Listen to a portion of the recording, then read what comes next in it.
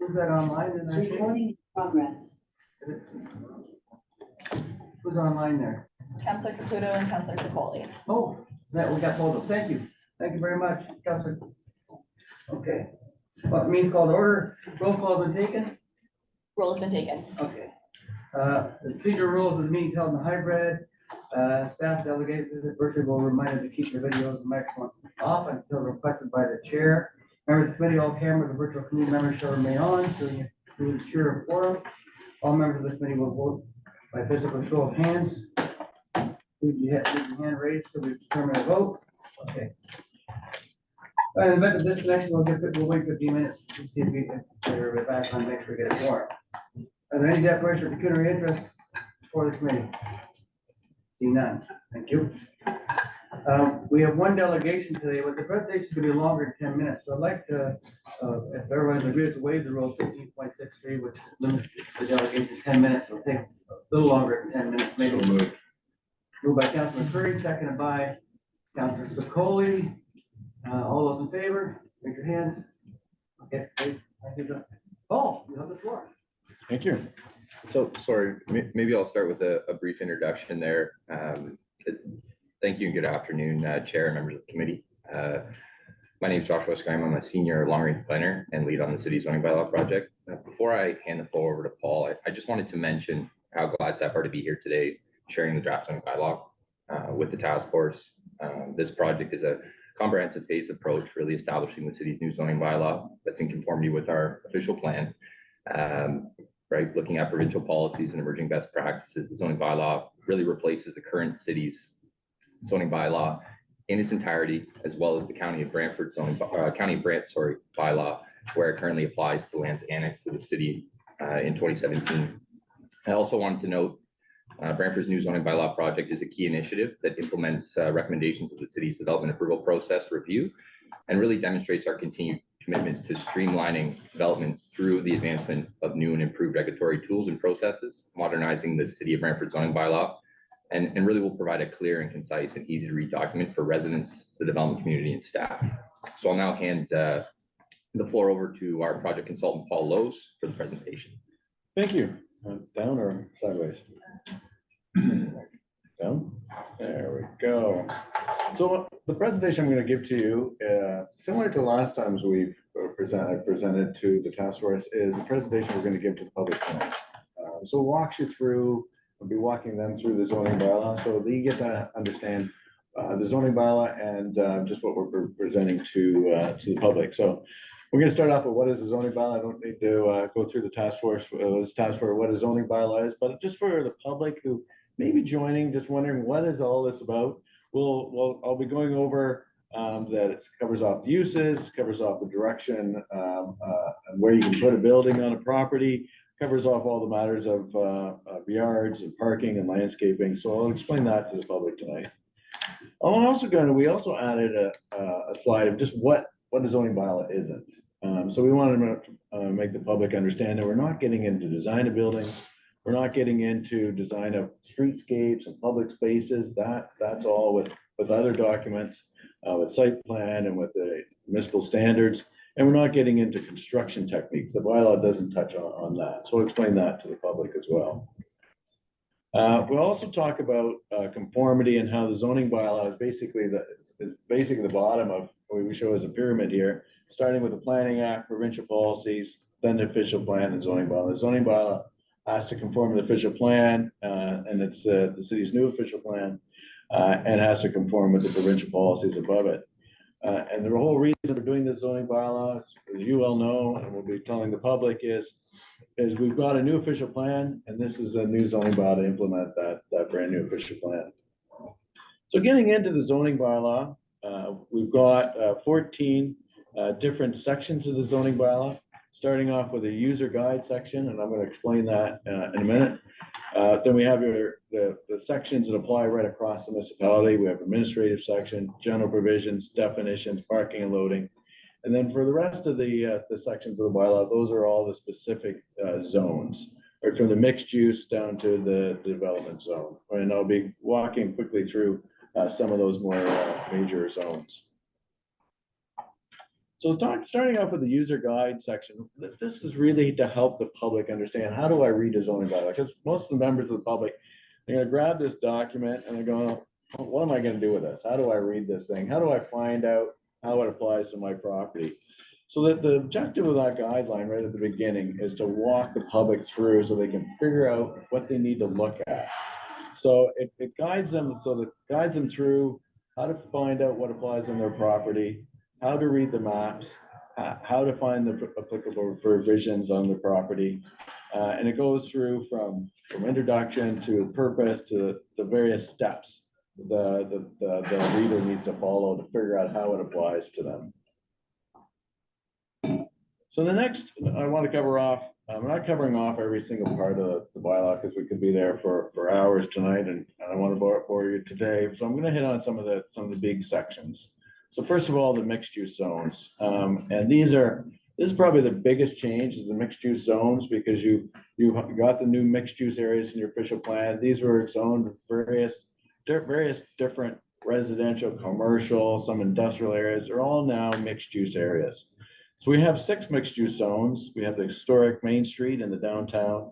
We have the lower downtown, the upper downtown, major commercial center, which applies to some of the large commercial malls and other commercial properties. We have the Brant Heritage Conservation District, and then the intensification corridors. And these match specifically the designations in your new official plan. So when you see the historic Main Street designation in your official plan, there's a corresponding zone, trying to make it simpler for the public to understand the difference between your official plan and your zoning bylaw. Each of these zones sets out the permitted uses and sets out the general provisions that apply. And I'll just walk you through some examples. So this is just an excerpt. This is table 20 from the zoning bylaw, and it's an excerpt of it, and it shows all the 6 zones along the top, and then the series of all the permitted uses along the left-hand side. Then explains whether it's permitted or not. If there's no P on there, then the use is not permitted, or it's permitted subject to a specific qualification. So that's where you see a Q1, and at the bottom of the table, it sets what that Q1 would be. So it's permitted subject to meeting that qualification.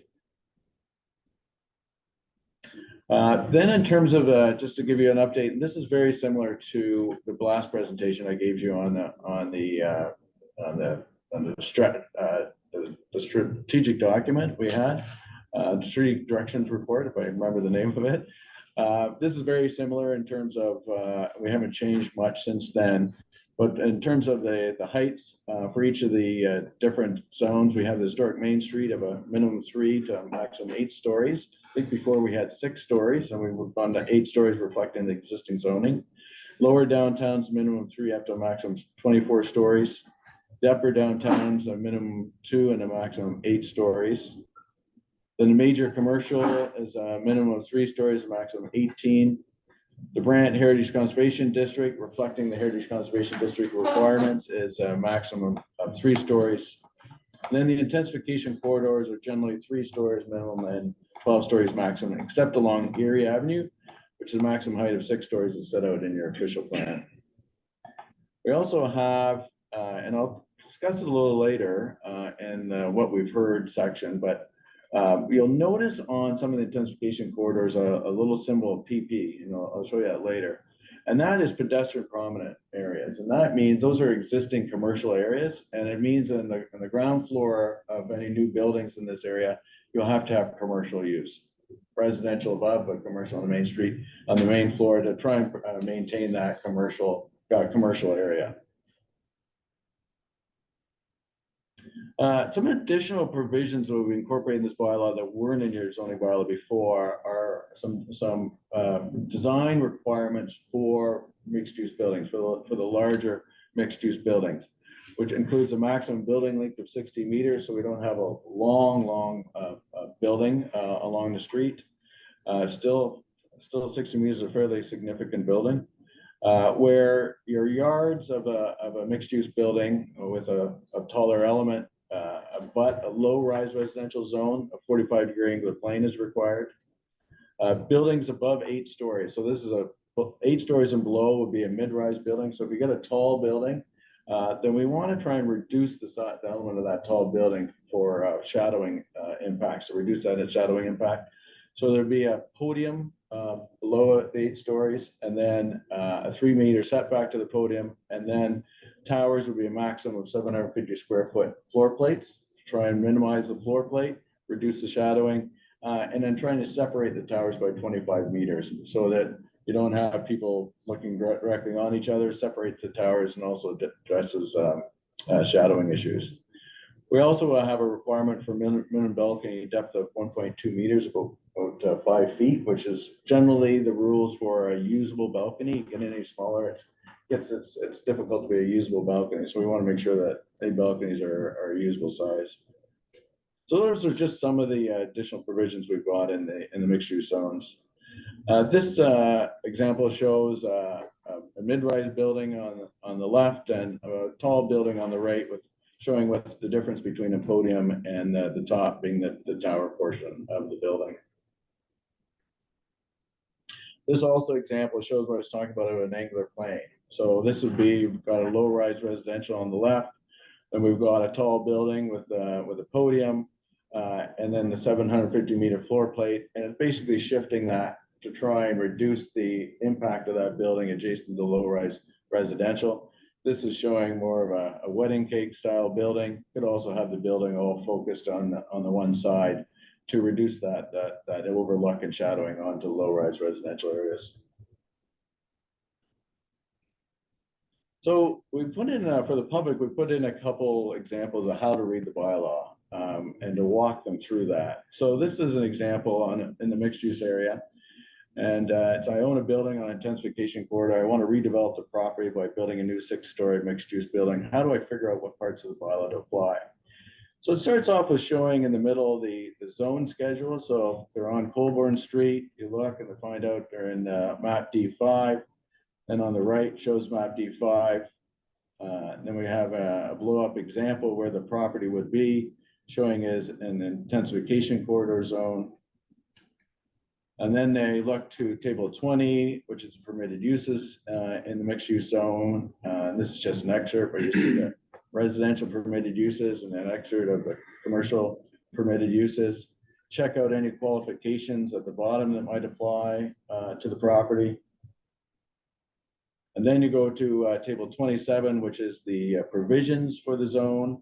So we see they want to build an apartment building, mixed use building. So we look down from that on that table, find out all the minimum lot areas, frontage, coverage, heights, building setback, and this is just an excerpt. There's additional requirements.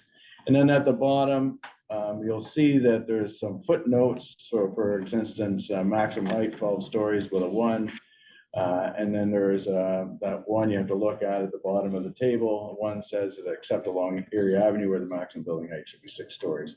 So that shows how to walk through and understand the bylaw. There's additional in the zoning bylaw for each zone section. We've got the table, which sets out very simply some of the provisions apply, but in some cases there's additional provisions. So we'll mention that there's additional provisions apply. So for this one, there's the additional provisions along the intensification corridor, and this is where the pedestrian prominent area comes into place. There's also, for instance, on the intensification corridor, there's a maximum cap of 8,000 square meters of floor area for a commercial tenant. That comes from the official plan, and offices are capped at 4,000 square meters. So those are some of the additional general provisions. This is just an excerpt. There are additional ones, but you see how you have to look through the bylaw.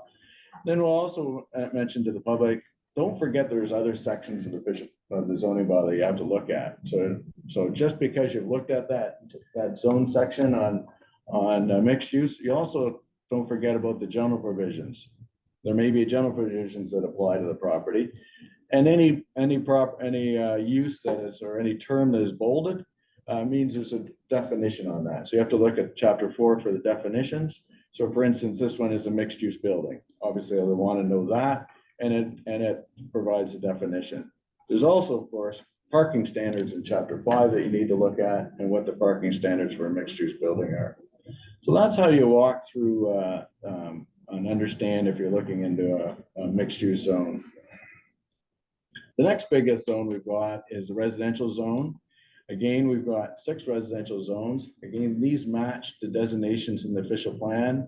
Our suburban, existing neighborhood low rise, our greenfield neighborhood low rise is the new expansion areas.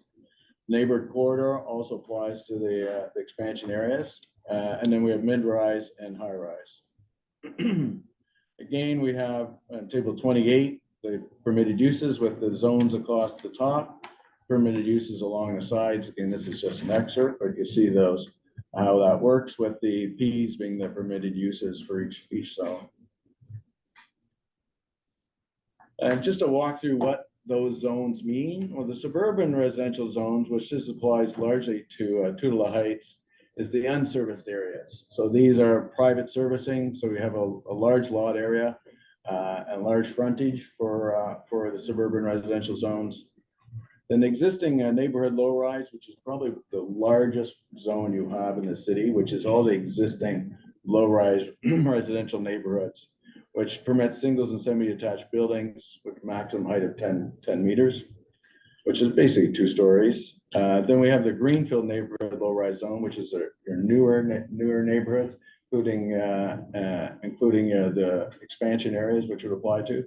And it permits a broader range of use. It permits the townhouses, the block townhouses, back-to-back townhouses, and similar height for singles and semis, but 12 meters for those townhouse products. The neighborhood corridor zone permits similar to the greenfield zone, but also permits commercial, small scale commercial uses.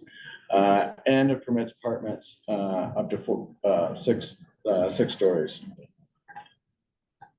Residential mid-rise permits 6 stories for apartments.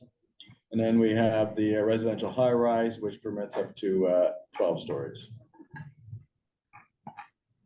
So another, how to use the bylaw. We have an example. I own a house in the NLR, the neighborhood low-rise zone. I'd like to redevelop my property and build a new 3-story house. How do I figure what parts of the bylaw apply? So again, they're on a street in B4. They find it, they apply to the B4 map. Then they pull up B4, find their property on the street, on the map here, which is showing, and it shows as an NLR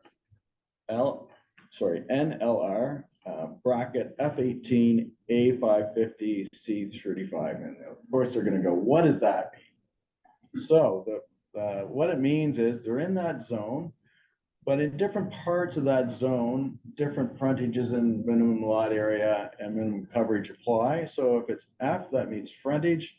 So their minimum lot frontage is 18 meters. A means lot area, so their minimum lot area is 550 square meters. And C means coverage, so their maximum lot coverage is 35%. So it's all right there. They'll know right away. They don't even have to look at the rest of the bylaw just to know those 3 main elements. And then of course, they still have to look at the permitted uses. Again, it has the permitted use for the NLR with all the Ps that would be permitted. They want to do a new single detached dwelling, it's permitted. And then they need to look for a single detached dwelling in table 31, which sets out all the other requirements. Lot frontage, lot area, lot coverage is already set out in the map. All the other requirements set out here for what they need to meet, including we see under minimum lot frontage to the main yard. We have a number 2, so they'd have to look at that, and they see that the minimum front yard is 6 meters or the established front building lot, which means basically the average of the 2 houses on either side of you. There's also additional provisions that apply in the neighborhood low rise, including maximum building depth and maximum exterior wall of the building. So trying to reduce, this provision is trying to reduce this exterior wall. So you don't get somebody trying to maximize the 10 meters or a flat roof building. What you're trying to do is bring the eaves down to make it fit in more with the rest of the neighborhood. Those are just a couple of the excerpts that they'd have to look at. Then of course, they still have to look at the general provisions, definitions, and definition of single detached building, and the parking requirements for single detached buildings in chapter 5. The next zone is the institutional zone. We have two institutional zones. We have a minor institutional zone and a major institutional zone. And we have different lot and yard provisions for those different categories. So the minor institutional zone is ones we find in the middle of our residential neighborhoods, places of worship, elementary schools. The major are the hospital, university, secondary schools, for instance. Our commercial zones, we have 3 commercial zones. Remember, this is not just the only where commercial is permitted. All the intensification zones, mixed use zones all permit commercial uses, but these are basically sole commercial areas. We have the automobile service for all the gas stations, car washes, which also permit convenience stores. We have the convenience commercial, which are small commercial sites really in the interior residential neighborhoods. And neighbor commercial are the small commercial plazas, a little bit larger in size, permitting a full range of neighborhood supporting uses.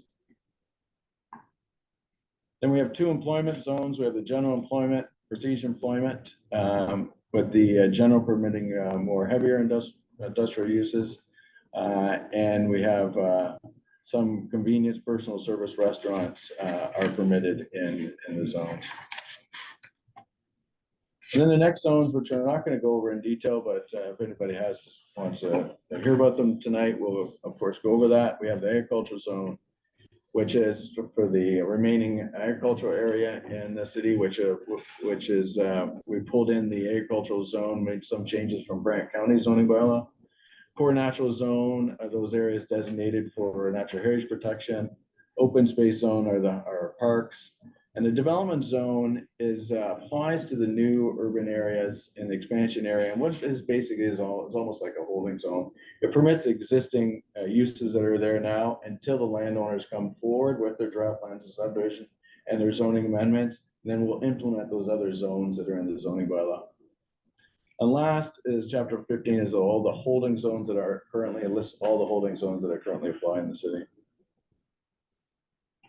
So we're working with Josh, and he's looked at all the comments we've received so far. For tonight, we've got a couple other ones, prominent questions that have come up. What does the PP zone mean? What's the rationale? I think I already covered that off, but it really is trying to maintain that existing retail areas and maintain those as retail areas. So wherever there's a PP, a pedestrian prominent, it means there's existing retail there, and if you redevelop the property, we still want retail on the ground floor. Again, we'll cover off again what the F, A, and C mean. We've already covered out an example, but we just want to make sure the public knows again what the F and the A and the C mean, because we've got a fair amount of questions on that. And then I also asked, how will the current site-specific zones be applied to the new zoning bylaw? So the first phase of the zoning bylaw that we're taking the public has created the new zoning bylaw. Based on those new zones, we're going through each and every one of the existing site-specific zones from the existing bylaws. Looking at with the new zoning bylaw, new permitted use, new provisions, do these still apply, or are they already covered off by the new zoning bylaw? Do we still need them? So we're going through that. Any of the ones we still need, we're simplifying.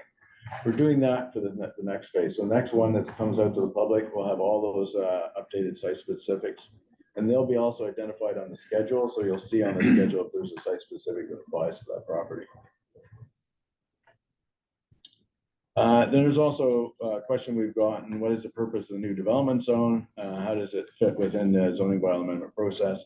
So again, this reflects the new urban areas that were in the expansion areas. This sets out the permitted uses, basically the existing agriculture uses, existing single attached use dwellings, any existing uses are permitted. No new uses are permitted until the landowners do their draft plans of subdivision and their rezoning, and we'll implement the new zones accordingly. People may ask, well, why didn't you do this now? Well, we don't know until they finish their draft plans where the parks are going to go, where the schools are going to go, where their medium density is going to go, and specific boundaries. So this will be done when they submit their draft plans, and then we can figure out specifically where those different zones will apply. So lastly, next steps. I think Josh, you set that out in the staff report. We've got the Public Information Center tonight. We've, a series of stakeholder meetings have been already held and more are being held. Staff have undertaken a number of themselves, and I think there's one tomorrow with the development community. We're reviewing the site-specific exceptions right now, and then we'll be preparing a second draft of the public comments with the statutory public meeting planned for, is it planned for June? We'll be having another task force in May, and then with council adoption shortly thereafter is the plan. And Paul, I got some questions. Here it is.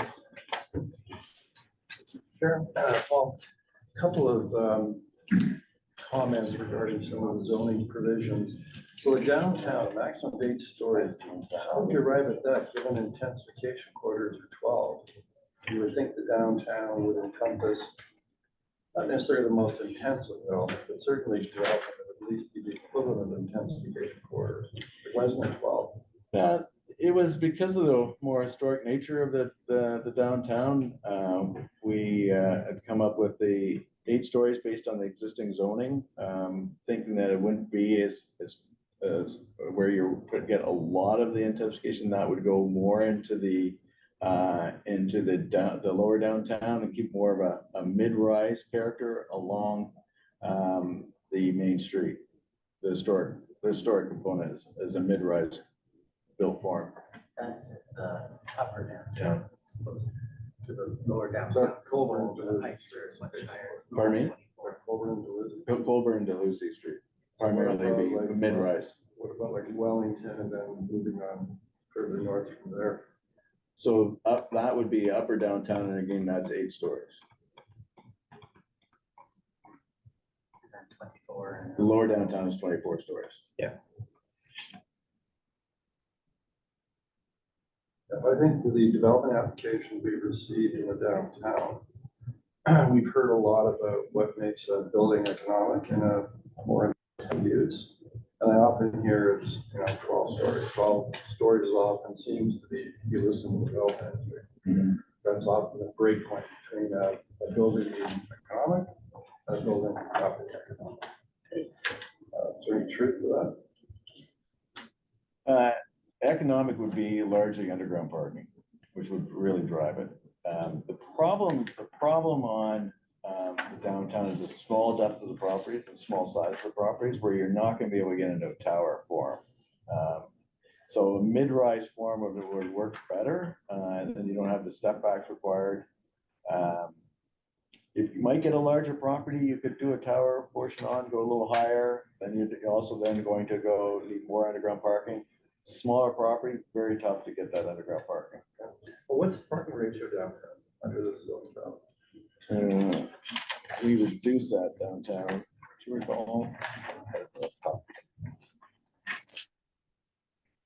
Is it 0.7?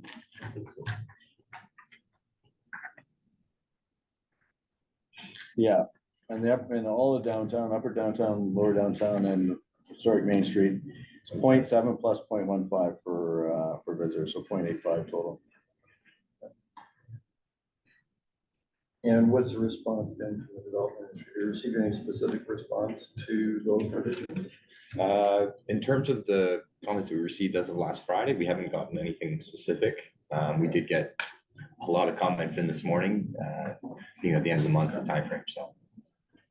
Okay, so I'll get right to one other minute question, that is, so the province through the Planning Act has directed that there be more intensification of single-family residential subdivisions. It's kind of 3 units, I think it's 3 housing, allowed up to 3 housing units and maybe we'll push it to 4. How has that been accommodated? That push from the provincial government for greater density, how is that handled in this zoning valley? So it permits the additional dwelling units, which are the 3 additional dwelling units on any property. So those are permitted as a right. Well, do you tie that into anything in respect to parking? Yes, it's 1 parking space for each additional dwelling unit. And where does the parking have to be located? It can be located in the front yard. It can be tandem parking as well. The concern that I have is that I think we all generally support intensification because that's required this modern age. But you're getting residential subdivisions that weren't designed for that kind of density, and then parking and some other issues. They're taking on greater density, they're not planning for. Don't you try to address that then through the restrictions you put in place, with respect to parking and that sort of thing? Well, parking would be what drives it. There's no other restriction other than the parking, and that would be what drives it on some of the smaller lots. It just wouldn't have the capacity to approve it. Could you change the parking requirements so that only one could be in the front yard and the rest have to be in the side yard or back there? You'd have to do that though, to be, so you're not picking on additional dwelling units. You'd have to do that for all residential units though. So your single detached, you'd have to say the same thing. Well, it is, don't you run the risk of there being front yards that are just full of cars? Well, you limit the size of the driveways. Yeah, so we have Yeah. but we have a minimum of 50% of the front yard shall be maintained as landscape open space. So through committee of adjustment, that's where we may see people requesting a variance for that, but to keep that regulation in place would limit that creation. So my other two questions are more general. And looking at this on the weekend, for an elected official, it's like trying to learn the Bible in a weekend. What advice do you have to the mayor and each of the ward councilors? How should they prepare for this? Like, it's a big document. I've got extensive experience in planning, background as a lawyer. I found it really hard to work through it. Frankly, I gave up about 4 hours into it. Oh, that's It's like bad. leaving it to be, I gotta look at it later. What advice do you have for us? Well, no one's gonna expect you to memorize the bylaw. Planners aren't, all your staff aren't gonna memorize the bylaw. The key is to try and figure out how to work through it when somebody asks you. This is where my property is. How do I figure out what applies? And that's what we're trying to do with that user guide, to try and figure out how to walk through the bylaw and understand it. And I think that's the key, and trying to understand that, and then to walk them through. So you're suggesting elected officials do the same, like pick individual properties in their ward and kind of work through And that? show them how to read the bylaw. How can I figure out what applies to me? Okay. My last question comes out of our experience, the official plan, and people, I think, are kind of conditioned because there's so many in the last several decades, so many zoning applications, and people are kind of conditioned to, there's gonna be a change, I'm gonna get a notice in my mailbox, even if it's not my property and it's down the block, and it's gonna tell me exactly what's being changed, and kind of a custom notification process, very lot specific centric. People are used to that. Because of that, we got a lot of complaints after the official plan. You didn't tell me that this was happening. Thinking we should be like almost delivering to every single property in the city. This is your new zoning. How do we deal with that? That a legitimate desire and wish on the part of residents, particularly property owners, be able to understand, what's in the zoning bylaw, but to bring it to their attention. That's a question for us, as Yeah. staff, in Yeah. terms of how do we get the word out to everyone that this project is happening, that tonight's meeting is happening, that we'll be having this short little meeting in June. Sure, we'll put that in the background. So yeah, we've been trying to extend our reach. We certainly know we need to go beyond notices and expositor that most of the population probably doesn't perceive anymore. More people who look online at that now, so we've with what we do with the expositor now is go more digital, so they have banner ads running December and January, highlighting this project. We put a notice in one of the interim tax bills. That's something we have The done. whole time, Yeah. we could not design that, so we give them a custom notice for each lot.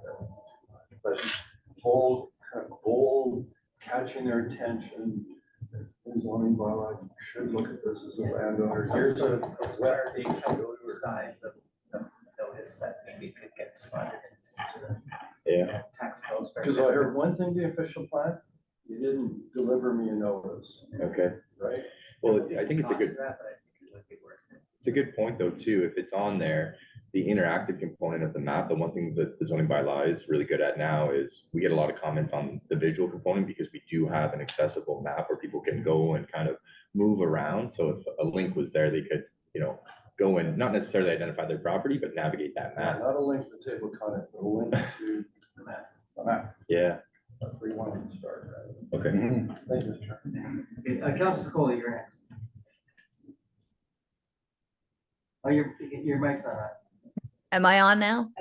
You are on now. Oh, I hear an echo. Few questions about some provisions that I came across while attempting to read this massive document.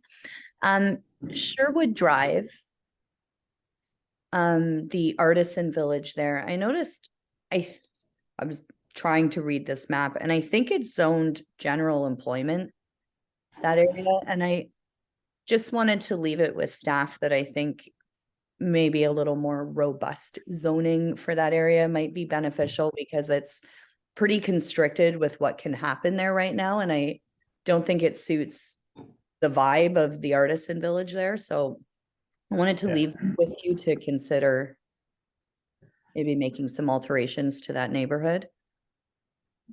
That So through the is chair. Certainly one of the site specifics in our existing zone bylaw, so that's probably one of the site specifics that we're looking at right now. Okay. Yeah, okay, so I was just saying, that area is covered by a site specific in our current zoning bylaw. We're reviewing all of those site specifics to determine which ones will carry forward, so it would be one of the areas we're looking at. Yeah, Okay. that area certainly has a lot of site specifics. Councilor Scully, so it has a lot of site specifics and one that we have on our radar. So we'll be looking at that, as the process evolves with SGL. Okay, perfect.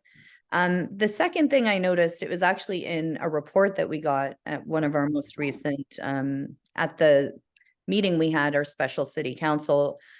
And it was regarding the lower bowl area. And I noticed that the lower bowl area is not gonna permit microbreweries.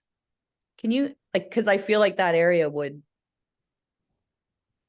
work with a microbrewery, and I was just curious why a microbrewery wouldn't be allowed across the street from like a sporting arena. The lower downtown bowl. Yeah, Yeah. Yeah, thank you for the comment. We'll have to look at that in a little bit more detail for the lower downtown bowl. okay, Obviously being a cultural hub, something we want to look at certainly, right? So with everything that's, being envisioned for that area, certainly, Councilor. yeah, I just thought I'd leave that with you. And then institutional zone, what would be the major difference between, what's the difference between a minor institutional and a major institutional? And we did have conversation at one of our last meetings about allowing like a residential component to those institutional zones, because it had come up recently with someone who was looking at having like some housing on site. And I noticed that major institutional is going to be, it just says Q3 or Q1 for the dormitory. And the minor institutional does not allow it at all. So was any thought given to that after that discussion, and where did that land? You want me to? Well, I was just gonna speak to the difference between the two, but I think you've captured them. Obviously, the minor institutional is that more neighborhood scale, right? So we're talking about some of those smaller, art gallery, child centers, some of the smaller elements. When we're talking about that institutional I2, we're talking about those that are serving more of a regional scale. I'll have to review some of the previous comments on additional residential uses, but really that's the distinction. Those that are kind of nestled within the neighborhoods of that residential zone, smaller scale, and then the regional servicing hospitals, secondary schools, those types of larger purpose-built institutional functions. And I think the major institutional zones are also designated in the official plan, whereas the minor ones are designated residential in your official plan. But we'll take a look at particularly the official plan, what it says about residential uses on those institutional sites. We may, if that's a desire to look at residential, we may have to look at an amendment to your official plan, but that's sometimes typical when you're looking at a zoning bylaw and you get into the weeds, you realize, oh, we need to make a few tweaks to our official plan. So something that we'll definitely look at. Okay, and this obviously stems from, you know, a local foundation or association that was opening a school for disabled adults and creating a residential component for them to continue their learning and learning how to live on their own. And they were restricted by our bylaws and unable to proceed with that project. So there is a desire for it. And I just hate to see people handcuffed from moving forward on an awesome project. And then I think Mayor Davis sort of touched on my last comment here with the restriction of how many stories can go up in the downtown area. I see that we're trying to limit that to 8, and I'm not totally sure that that makes sense. We already have a 9-story building on Wellington and West, and I don't think that's completely offensive to the neighborhood. I'd hate to see us make those restrictions here in this zoning provision. So I would support going higher in the upper downtown area as well. So I'll leave those comments with you. Thanks, guys. Thanks. Thank you. Councilor Perry. Thank you, Chair. So what level of education is this document addressing? We tried very carefully to make it so it's understandable to the broad range of public, recognizing what it is a zoning bylaw, and a zoning bylaw has to regulate the land. So, but we've tried to really simplify it, particularly with all the tables, to make it a little easier to read for the public. And could you speak to the number of pages in the descriptions and definitions section? Sorry, what do you mean by the number of pages? Definition for hallway. I'm sorry, I mean, what about the definition for hallway? The language we're using, you've had issues with language here in the past. Sorry, So are you offering definitions for every term that we cite? we're using definitions for every term that is not a common term, right? So if it's a common term that you and I know, like a table, for instance, right? You and I know, everybody knows what a table is, or you can find it in the dictionary. Where it's different because we have to regulate it different, we make sure that we define those terms. Does everyone know what a sidewalk is? I would say that's a common term, and we're not regulating a sidewalk in the bylaw. So we had an issue here where a sidewalk became a hallway. And a horizontal building, sorry, a tall building became horizontal. So I think it's absolutely imperative that we define everything that we speak to. Because we've stepped in that pile before here in the city. Oh, I read that OMB decision. So methadone clinics, we have a bunch of methadone clinics. It seems to be one of the growth industries here, along with gambling and dope smoking. Do we have, I know it was given as an as of right by a government some time ago. Is that still the case? We haven't specifically defined it to be under a clinic, I would think, but I'm not sure what your experience has been. You guys wanna? I don't have any comments on that specifically. I think that would fall under that use, Paul. I think that's how it's interpreted right now, Paul. As a clinic? By the building officials, yeah, as a medical clinic. So a clinic, the general public would appreciate that the clinic is somewhere you go to have your cold cured or your spray looked at, not to have access to drugs. So is that something that we should be defining? Well, we could add it to a clinic. That would be a methadone clinic would be a clinic. That's how I would, if you want it addressed, that's how I would do it under definitions. But do we have the ability to separate that out as a single use and define areas where that can occur? So understanding your concerns, Counselor, I think what Paul, I've been talked to Nicole and Alan about this, is that shall not include a methadone clinic. and define. And then you'd have to define a methadone clinic separately So unless that there there's is some permitted use. authority to ensure where the methadone clinics are going. If that's against any charter, I don't know, but that's That's a something to charter legal. consider. You could, and you have to figure out where they're gonna go. And similarly, many communities have sites where the municipality rightfully allows people to put stuff in their arms.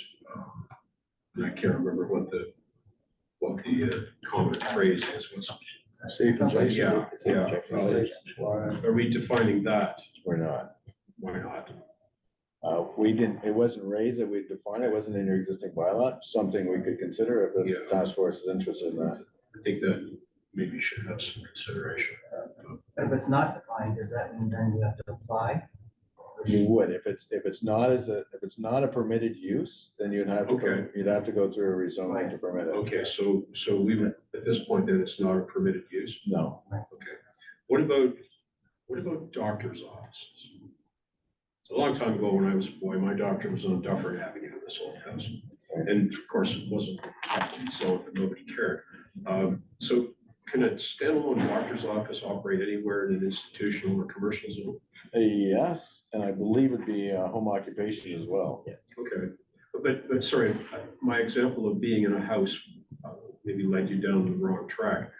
So let's say, for instance, if 3 or 4 doctors wish to convert a plaza space on King George Road, for instance, would that be permissible within that general zone? I believe that'd be under the intensification court. I believe it is permitted. Just give me a second. Or like a neighborhood commercial plaza? Yeah, medical clinic, it's permitted in all the mixed use zones Okay. and probably in the commercial, but let me just look at the commercial.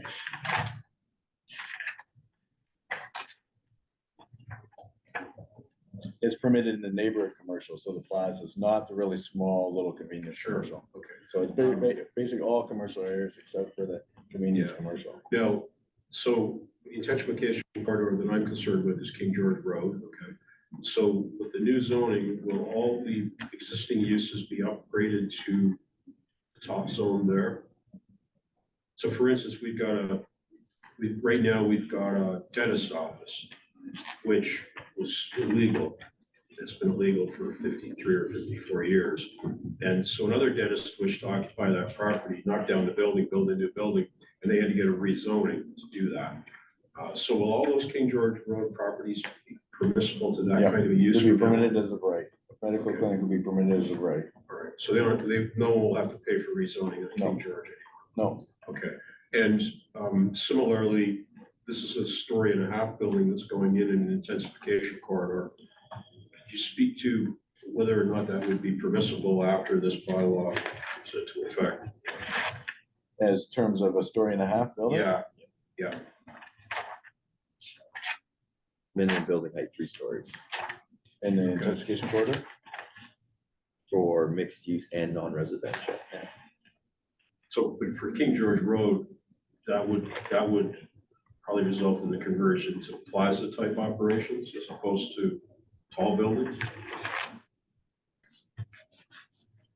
Well, that's the minimum building height. Okay. For any building. So we're looking at a minimum in the intensification corridor as 3 and a maximum is 8. Okay, and so with any of these provisions, is it the understanding of staff that we would then be more rigid in terms of how we receive applications?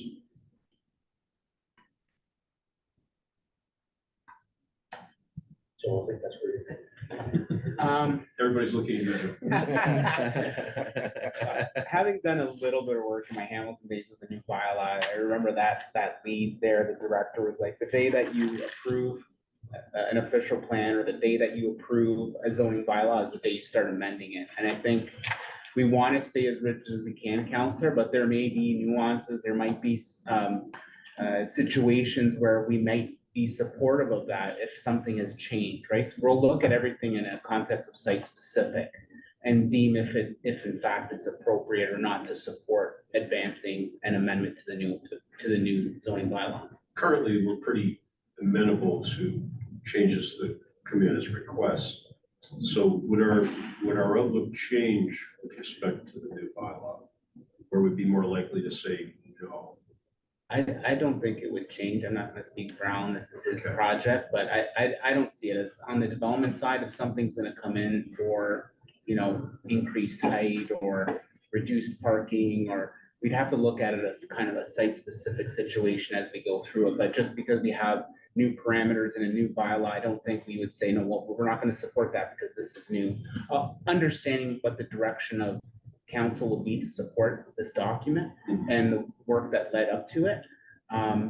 We're using best case scenarios, and I know we see more changes now than we ever had because we have a 1990 bylaw that we're trying to fit in more modern type uses and built forms. So that's why you'll see more. I don't know if we will see more. I think the way we've designed this document is to work in a much more different way than historically bylaws were done. And kind of keeps more opportunity for those folks that want to develop their house or develop in the north, so that, you know, we've got provisions and requirements here that are a little bit more accepting, I guess we could say. Thank you. You're welcome. Yeah, I mean, with the increased flexibility, the intent is that we will see less of the no-brainer type of zoning bylaw applications that come forward.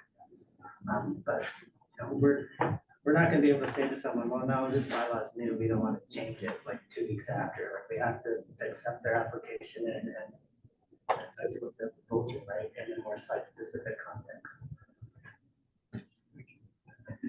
Counselor Sullivan. See your hand Thank you, up. Chair. I got a question with regards to the 24-story maximum in the lower bowl. We currently have preliminary looks at a particular site down there that's is seeking for higher than 24 stories. Has that been taken into consideration while we were putting this together?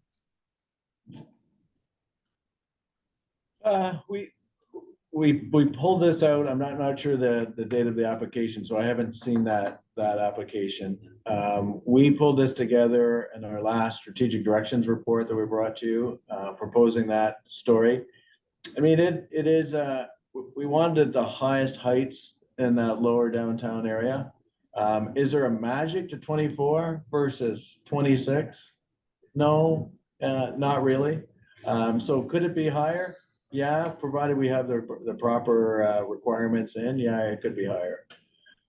This was basically a height that we picked at the time to try and be a little more aggressive that area. But we understand things change, and developers may be looking for higher, so happy to discuss different heights. All right, because yeah, it's actually on tonight's heritage meeting agenda. So maybe worth looking into tonight. Thank you. Thank you, Counselor. Mayor Diaz. Yeah, thank you, Mr. Chair. This has to do with methadone. One thing you have to be mindful of, you know, there are methadone clinics, and often a lot of the methadone is dispensed through pharmacy. And that tends to be a really low profile type methadone distribution system. It tends to be the kind of the customers of that pharmacy. So there I'm thinking of Shoppers Drug Mart. And so you have to be mindful of that, you have to be careful of that. I think there are provincial restrictions in place that prevent you, I don't know, I'm told there are, that prevent you from being site specific on methadone products. But you know, maybe you can build it into another category that's broader and more general. And trying to arrive, I think that the major concern about methadone clinics is the fact that they can cluster. You'll get 2 or 3, kind of Right on like the street. cannabis shops. And you get too many clustered in one area. Right. So somehow we can deal with that, that'd be great. Okay. We'll look at it. Okay, point. To that point, could we look then at making methadone auxiliary to pharmacies for things? So it's not a major, cannot be a major focus, but it's an auxiliary service. Is that Make a secondary use. Yeah. It's possible. I think That we way you need, don't get the cluster one, like every Shoppers Drug Mart with a methadone package, wouldn't have the one downtown, it wouldn't be clustered. Wouldn't have the resale and all that. So I suppose with that. In theory, yes, you could do that. I think we need to look at the provincial legislature, if there's any, Let's take a look at that. that, but we can look at that. The mayor's point and the council's point that we're trying to restrict the clustering of them in one Yeah. location once they're going, and then, or it becoming the one or the two with the whole city becomes problematic because they're coming Watertown and it creates problematic in there. Yeah, I want to speak to the learning session for council. So now you've shown the interactive process. I think I'd like to see is a learning session for all of council. So we're able to actually go online, see the site, and we could all pick our site and go through it ourselves and have some learning processes through it. So we each went through one, for example, in our learning session, where we went through it, found all the different criteria. Because the questions are going to come to us. Yeah. If we're able to watch any developer, anybody in the neighborhood through it, that's going to go a long way to it. And that put us light years ahead of everybody else, I think. And the second point that I think the mayor raised was a notification of neighborhoods. So then each member of council could say, they would know what neighborhoods really need to focus on. So for me, for example, Clover Street East is a intensification corridor. So we're going to have 12-story apartments all down Clover Street.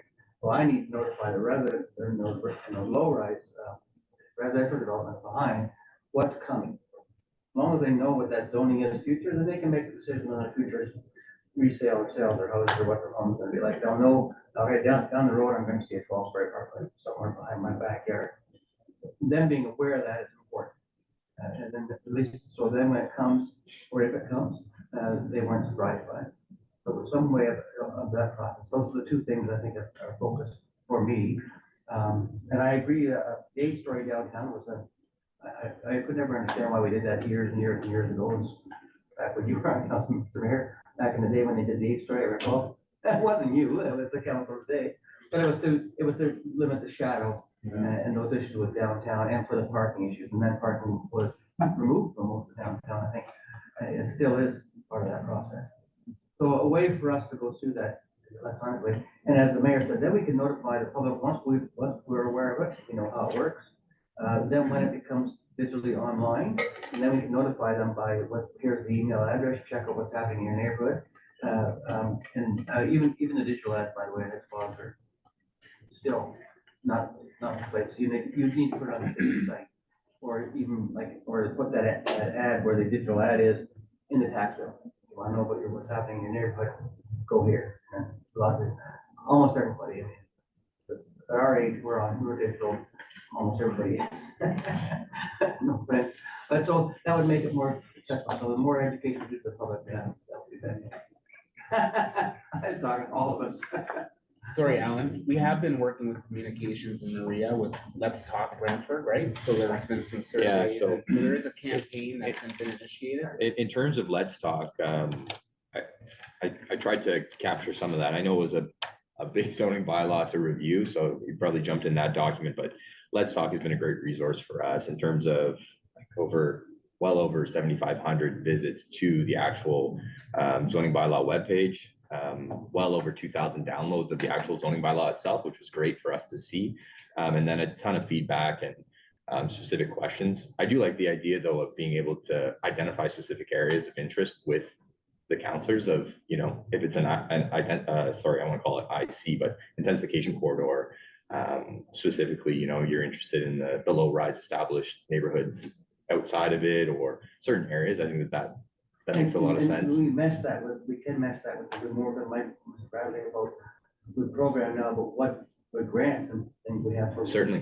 redevelopment of those areas in each area, each hotel. Yeah, with our Greyfield incentives. Well, yeah, those incentives will be different, so making those attached to what the zoning bylaw does as well opens up the opportunity for those to redevelop. Information sharing, yeah. And then we also did with our communications group, we also did social media blasts through Instagram, Facebook, and X or Twitter. So that was something new for us in terms of, within a certain radius, anybody in the city who's on those social media accounts gets a blast about it. So we tried to reach out through our strategy, but obviously I think, what you're touching on, more specific areas of interest is definitely key. When we get to the final picture here, but we like to be ahead of the curve. Right. We have been for a long time, but with this plan, I like, I can go online now, see the city site, and look, for example, I can tell you where all the sewers are. I can see, like, we've got the drawings for where all the streetlights are, and I can look all those up, and I can punch in the street address and find out how many streetlights are on that street. I can find the distance of the block, where the sewers are, center, that kind of thing. So I'd like to see it eventually a planning doc, where anybody can go in and punch in an address. And then you find that, what that zoning is for that area, what the bylaw is, and then you can go down deeper to find out what the regulations. are. Right. So they just, if I'm looking for a specific site, I can spend 20 minutes, go down to the takes and go down and find out everything about that. Yes. And even about how to do the applications and all that stuff. I got Councilman Craig. Like Councilman Craig. Glad to learn the chairman's newfound hobby. Locating Maps have been- streetlights. maps have been my thing. So the word zoning causes most folks to have their eyes glaze over and when you put the word bylaw next to it, it's a channel changer. Is there some subset of our communication that actually grabs people's attention rather than delete? I would hope that the new interactive mapping that we have online, and we have gotten a lot of feedback. Why is there an abbreviation beside my neighborhood for neighborhood low rise? So I would hope that some of that new interactive mapping, because it's not currently available, I would hope that that is catching people's eye. And I personally really like Let's Talk Brantford, being a senior staff member who's utilized it now. I think there's a lot of good ideas and you know, an opportunity for people to connect. But certainly the zoning bylaw is a bit daunting at times. So any way that we can visualize something and allow people to click on spaces or click on their property. For me personally, receiving feedback from people, what is this green color around my property, has been great, because I know that they're using the map as opposed to going through the back of this document with a whole bunch of schedules. So I would hope that our new interactive map is useful. Could we hook them by saying, be careful what your neighbor can build? You know, like, nothing gets somebody's attention like selling their golf course, for instance, right? I was just gonna say, we will work with comms and figure out Yeah. what the next opportunity is for sending something. Try to out. insert some level of, And as well I as the catch. Hook, right? content, Yeah, because it needs okay. to have Yeah. that, why should you care? as opposed to Exactly. because thank you. the zone's always coming out. Okay. We'll be sure to have some messaging that'll get that point across. Yeah, and along the same line, I'm glad to hear there's kind of a consensus here, because again, if I think back to the official plan, I can think of a couple instances where someone would say, okay, show me that you notified me. Well, it was in West Top Brantford, it was in the Yeah. public houses, and show me where I got a notice. That's why I'm really hammering home the idea of going with the property tax. Taxes, right? Because not everybody's digital maps are great idea. And so far as ward councilors, the same kind of criticism has come through, which is, your ward councilor, you should know what's happening in your ward, and with, in that case, official plan. And so I think we really have to create, maybe it's on us as well, as elected officials, for those that are here, really encouraging them to spend the time, particularly for their ward, going through the interactive zoning, that, but particularly focusing on those areas that have that cut point between residential and some other use, so that they are familiar with it, and they're, as a good point the chair has made, they're comfortable using it, so they can teach other people how to use it. Very good points. And maybe we, I don't know how you'll do that, whether you do it by ward council, by council's group, or whatever works the easiest, I think. But it may be a bit of work there, but that 10 councilors and the mayor are gonna be the person that's gonna be able to tell us a little bit. And I think if we do this and educate our population as much as possible, well, what's coming down the road, what zoning is in place, we get less the problems from the residents when all of a sudden they think something's new. But we get kudos for being very much aggressive and ahead of the curve from what other municipalities do as part of our communicating with our public, telling them this is what we've approved and this is how it's gonna work. Here's how you find out. That's a great idea. Yeah, my initial thought is it might be best to do it on a ward basis. And they can focus it on. Yeah, they get a couple work, or they'll just try to test it out. As opposed to all of you as one group. Yeah. And we here understand, need to encourage our fellow council members to spend the time to understand what Yeah, not putting it on just the vibe. So, something like that. Any more questions? Thank you for your excellent work you've been doing so far. I will be at the public meeting tonight, it's here. I don't know, it's not mandatory members of the council, other members of the council show up, but I want to see how it works as a chair. Okay. So I consider, can I move in second for the new zoning bylaw, strategic direction report? Move forward, move by Councilman Curry, second by Mayor Davis. Any comments on this? Sorry, we're just on 5.1. 5.1. No. We're gonna make a change to the minutes too. Oh, wait, well, we have, the minutes are down further. Okay. We'll get there. Sorry. It's figured that direction we've all seen, we're all, no concerns with that. The timelines are pretty good. We're still good with our timelines. Oh, so they're meet those timelines? Okay. Right, then I'll call the question, and all those in favor? Carrie, thank you. The consent item is the task force minutes, Councilman Curry. Counselor Van Tilburg was omitted from the minutes. And I can't remember if we said he was absent or We did. regretted. Nothing was there, it wasn't So- absent or regret. And through the chair, I have confirmed, it appears he was absent for that meeting, so I will, if it's friendly, correct those. Okay, that is correct. Moved by Councilman Curry, that's for 6.11, seconded by Councilor Secoli. Thank you, Councilor Secoli. All those in favor of the minutes? No resolution today taking, no motions, so meeting is adjourned. Thank you, everybody.